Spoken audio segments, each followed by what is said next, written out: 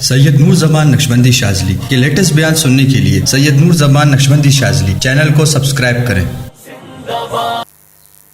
یہ ہمارے ہاں جو نجدی دماغ کے لوگ ہیں، جو علماء نجد ہے یا وہابیت کی طرف راجع، وہ ان چیزوں کے انکار کرتے ہیں، یا جو پنجپیریت کی طرف زیادہ غالب ہوتے ہیں امامات، ان بیچاروں کا اس پہ اختلاف ہے۔ باقی ان کے کمزور دلائل ہے، اس میں بہت کمزور ہے، وہ تو اشاعرہ بھی نہیں رہے۔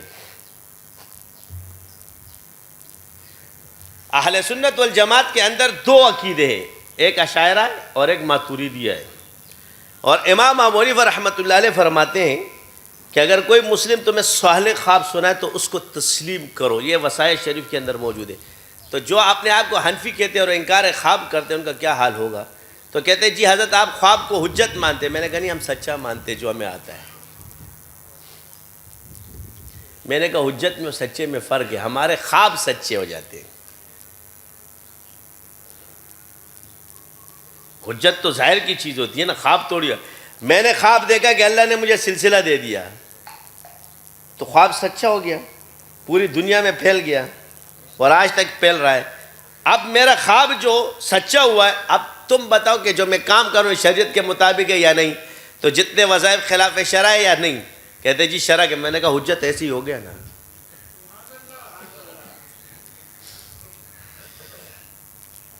میں نے خواب کو حجت نہیں کہا ہے،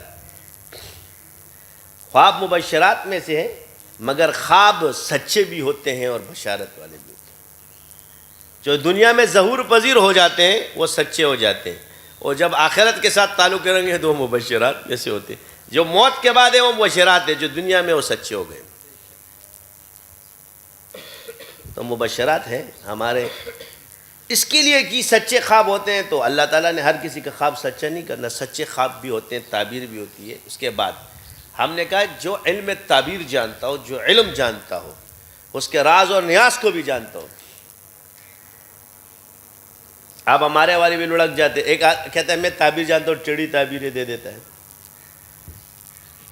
اب آ گئی سمجھ؟ تو اشاعرہ کے اندر تو باقاعدہ عقیدے میں لکھا ہے خوابوں کو۔ کیا لکھا ہے؟ اشاعرہ کے اندر کس میں لکھا ہے؟ باقاعدہ خوابوں کو کس میں لکھا ہے؟ عقائد کے اندر لکھا ہے۔ اور اس کا جو انکار کر رہا ہے اس کا کیا حال ہوگا؟ اب مجھے بتاؤ یہ اہل سنت والجماعت میں کہاں کھڑے ہیں؟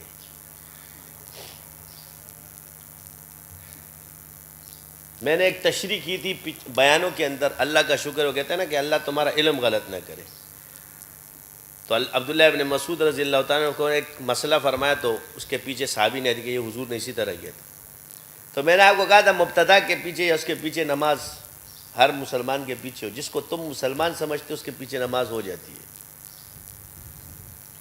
ایک تعبیر میں نے آپ کو کی تھی کہ کیونکہ نماز اچھی ہے، اچھائی میں اس کے ساتھ ہو، تم اس کی بدعتوں میں اس کا ساتھ مت دو، نماز میں بدعت نہیں ہوتی۔ بخاری کی پوری حدیث پڑھی ہے بھائی اس پہ۔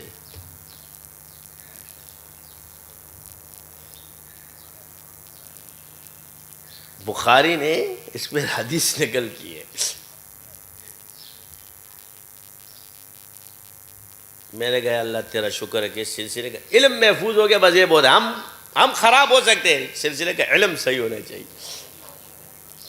میرا نقصان، میری ذات کا نقصان، میری مال کا نقصان، جانے کا نقصان، اس کی پرواہ نہیں ہے۔ امام شافعی نے فرمایا یا اللہ تیرا شکر ہے، انہوں نے کیا شناسی فرمائی کہ یہ بندہ جو آ رہا ہے غلط ہے، لیکن اس نے رات کو بٹھایا، ان کو بڑی لاؤ بھگت کی۔ حیران رہ گئے کہ یار میرا علم کہتا ہے بندہ ٹھیک نہیں ہے، مگر اس کی اخلاقیات دیکھ کے تو میں خود متاثر ہوں۔ صبح رات کو بڑے مہمان خانے جب اٹھے تو کہتے جی میرا معاوضہ۔ کہہ رہا آپ نے تو مجھ سے معاوضہ طے ہی نہیں کیا۔ کہا یہ ساری رات میں نے تمہیں فری میں رکھا گیا۔ تو امام شافعی رحمۃ اللہ اشرفیہ نکال کے دی اور خوش ہو گئے کہ یا اللہ تیرا شکر ہے کہ میرے مال کا نقصان ہو مگر میرا علم کا نہیں ہوا۔